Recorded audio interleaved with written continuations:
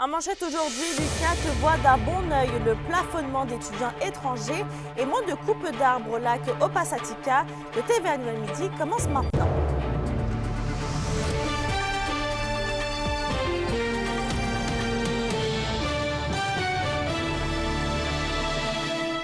Bon midi et bienvenue parmi nous. On l'apprenait hier, la volonté du gouvernement canadien de plafonner le nombre d'étudiants étrangers au pays pour les 2 prochaines années. Et Anthony, quelle est la réaction, oui, justement, ici à l'UQAT à ce sujet? Oui, écoutez, Mélissa, là, je sors tout juste d'une rencontre avec le recteur de l'UQAT, M. Vincent Rousson, et je vous dirais que la réaction est plutôt bonne là, face à cette nouvelle. Et il faut le dire, c'est environ 500 à 600 étudiants étrangers qui viennent ici à l'UQAT chaque année. Mais aussi, ce qui se passe, c'est que cette mesure, selon M. Rousson, est plus une mesure qui va venir rétablir une certaine iniquité qui persistait là, entre les universités anglophones de l'Ontario et les universités ici au Québec là, par rapport au financement accordé pour justement ces étudiants étrangers-là. Bref, comme mentionné, oui, c'est un nombre considérable d'étudiants étrangers qui viennent étudier à l'université, mais selon M. Rousson, ils ne devraient pas nécessairement être impactés, du moins en majorité, là, par cette nouvelle mesure. Je vous laisse l'écouter. La bonne nouvelle qui est arrivée hier, en tout cas du moins pour l'UQAT, c'est que les étudiants de maîtrise et de doctorat ne sont pas touchés par cette mesure-là. Et ça, c'est, je dirais, au moins 80-85% de nos étudiants étrangers sont des étudiants de 2e et 3e cycle. Donc ça nous donne espoir qu'il y aura beaucoup moins d'impact sur nos programmes. Et Anthony, on nous dit que la raison derrière ce plafonnement, c'est de réduire la pression immobilière. Oui, évidemment, Mélissa, on le sait, là, la région n'est pas épargné par la pénurie de logements. Et l'UQAT s'en retrouve aussi impacté par cette pénurie. Mais pour Vincent Rousson, il est évident aussi que la clientèle étudiante vient alourdir d'une certaine façon cet impact immobilier. Mais pour lui, on ne devrait pas mettre le fardeau au complet justement sur les étudiants étrangers, puisque pour lui, la situation existe depuis de nombreuses années et que des solutions existent là, pour régler la situation. Et par solution, on parle notamment d'un allègement là, de certaines formules administratives pour permettre de faire en sorte que des logements sortent de terre un peu partout dans les campus de la région et un peu partout là, dans les municipalités de la région. Je vous laisse d'ailleurs leur écouter à ce sujet. Parce que c'est compliqué faire du logement étudiant. On n'entre pas dans les cases gouvernementales pour le financement. Les coûts de construction, oui, ont explosé, mais on est une réponse aussi aux besoins de main-d'œuvre. Donc, nos étudiants, en fait, se font offrir des emplois avant même de terminer leurs études. Et nos étudiants étrangers font partie de la solution également parce que ça devient des gens avec des compétences hautement recherchées, notamment nos étudiants de maîtrise et de doctorat. Bref, une situation qui a ses pour, une situation qui a ses contre aussi pour l'Université du Québec en Abitibi-Témiscamingue. Je vous prépare donc un compte rendu complet ce soir au bulletin.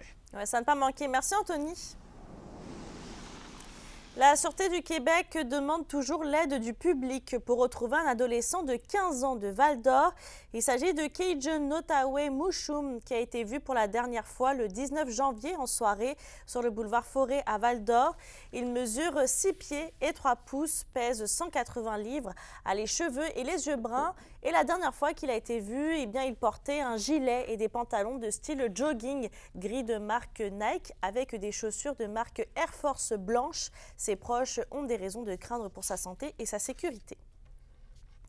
On va parler d'environnement maintenant. Le ministère des Ressources naturelles et des Forêts réorganise un peu son plan de coupe dans l'aire protégée d'Opasatika. Ceci veut dire que moins d'arbres vont être coupés que prévu. On rappelle que plusieurs citoyens ont demandé du soutien au conseil municipal de Rouyn-Noranda pour faire revenir Québec sur sa décision.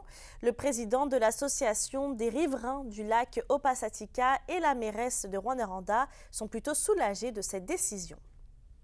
On a été quand même agréablement surpris là, comment le ministère des Ressources naturelles et des Forêts a réagi à toutes les préoccupations que nous avons soulevées là, concernant les coupes qui devaient se dérouler proche du lac Opasatika.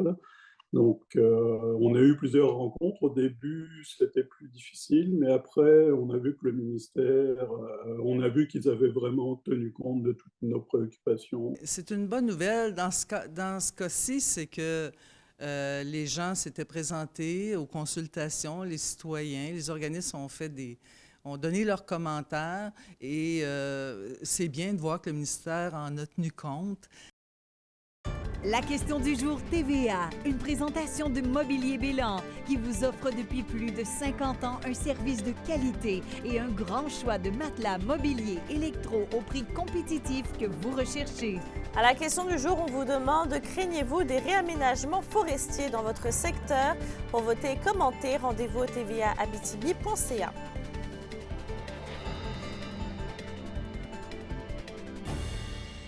Et on reste à Rouyn-Noranda puisque la ville continue ses efforts pour créer des logements. Lors de la séance municipale, la ville a annoncé qu'un projet de 50 logements est en cours sur la rue Perrault-Est. Le terrain a été vendu d'ailleurs à Immeubles DCL Inc. Les détails au niveau des dates de construction vont être connus ultérieurement. Le projet d'un écoquartier sur la rue Sénator est d'ailleurs toujours en développement également. Il y a d'autres projets qui nécessitaient des changements au niveau du nombre de logements admissibles. On a fait ça en début de rencontre. Alors, la Ville pose plusieurs gestes vraiment pour tenter de soutenir justement la création de logements. On a parlé aussi de la consultation pour tout le développement Sénator. On invite les gens à participer en grand nombre à ces consultations-là qui visent à mettre en place un écoquartier. Toujours à Rouyn-Noranda, le ministre responsable de l'Abitibi-Témiscamingue, Jean Boulet, annonce 172 000 $ pour un projet de la ressourcerie Bernard Hamel. On vise l'achat d'équipements et l'amélioration des infrastructures d'entreposage du réseau d'aide alimentaire, ce qui permettrait d'accroître le soutien auprès de la population dans la région. L'initiative est le résultat d'un appel de projet du programme d'infrastructure des banques alimentaires du Québec. Au Témiscamingue, l'espoir pourrait être à l'horizon pour la réouverture du bureau de la Société d'assurance automobile du Québec de Kipawa.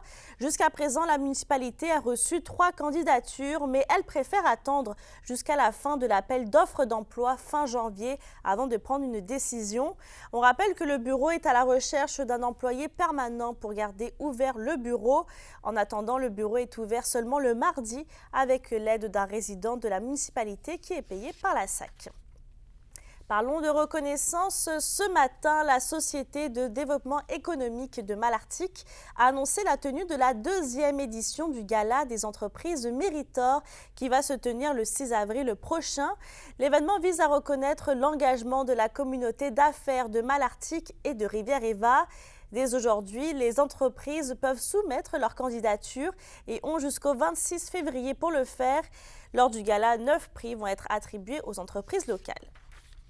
L'objectif du Gala Méritor, c'est vraiment de célébrer puis de souligner les réussites et les succès vraiment là, des entreprises et des organisations de notre territoire. Il n'y a pas de grande ou petite entreprise, il y a juste des entreprises. C'est ça qu'on veut célébrer. Moi, j'embarque, c'est un beau thème. Moi, j'embarque, Malartic se transforme, Malartic s'est renouvelé. Puis oui, il y a des beaux entrepreneurs, des belles personnes qui se sont mis de l'avant, des entreprises chez nous qui font que le tissu de la communauté change, le tissu d'affaires a changé dans les dernières années. Fait que le gala vient souligner ça. Bilan record pour la 25e campagne La lecture en cadeau 2023. En Abitibi-Témiscamingue, c'est plus de 6100 livres neufs qui ont été distribués à des enfants de milieux défavorisés, alors qu'au Québec, ce chiffre atteint près de 175 900. Également, dans le cadre de la journée de l'alphabétisation familiale, le 27 janvier prochain, la Fondation pour l'alphabétisation annonce une bonification de son répertoire de ressources. Et toujours au culturel, l'Académie des Oscars a dévoilé les nommés pour la 96e cérémonie qui se tiendra à Hollywood le 10 mars prochain. Par contre, le film Chat mort, réalisé par les Rouyn-Norandiens Annie-Claude Caron et Danny Codet, n'a pas été sélectionné. On rappelle que ce dernier faisait quand même partie des 15 films de fiction à figurer sur la courte liste dans la catégorie meilleur court-métrage. Les Foreurs de Val-d'Or ont une nouvelle brigade meneur depuis hier.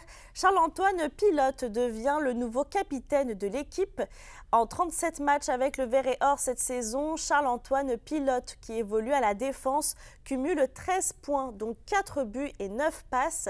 Pour l'accompagner dans sa tâche, Nathan Baril, Nathan Brisson et Nathan Drapeau sont nommés assistants capitaines. Et toujours dans le monde du hockey, les Forestiers brillent lors d'une série de 2 matchs à domicile contre les Grenadiers de Châteauguay ce week-end. Les Forestiers ont dirigé près d'une 50aine de tirs vers le filet adverse avant de venir à bout de leur adversaire par la marque de 4-2. De retour à l'action samedi, la troupe amossoise avait encore de l'énergie à revendre et a répété ses succès de la veille dans une victoire de 4-1 contre ces mêmes Grenadiers. Et avec ces 2 gains, les Forestiers sont maintenant à 4 victoires consécutives. Dans une autre discipline, la ville de Rouyn-Noranda a annoncé sa première participation en tant que hôte pour l'expédition Premières Nations pendant la séance du conseil municipal. C'est une expédition de motoneige sur un parcours hors piste de plus de 4000 km conçu en collaboration avec des guides de toutes les communautés autochtones du Québec. Les motoneigistes seront en région du 3 au 4 février prochain et vont se loger au centre communautaire des Vins.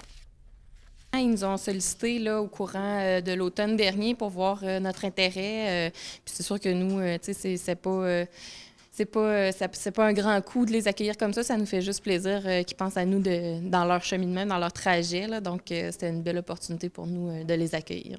Ils sont plus d'une 60aine de participants, sont suivis par des équipes de tournage, entre autres. Là. Ils font l'ensemble du Québec.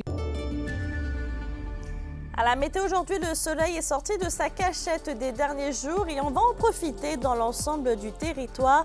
Côté température, il va faire un maximum entre -15 et -11 degrés. Pour ce soir et cette nuit, on s'attend à quelques nuages. Il va faire un minimum autour de -18 avec un refroidissement éolien allant jusqu'à -25 à certains endroits.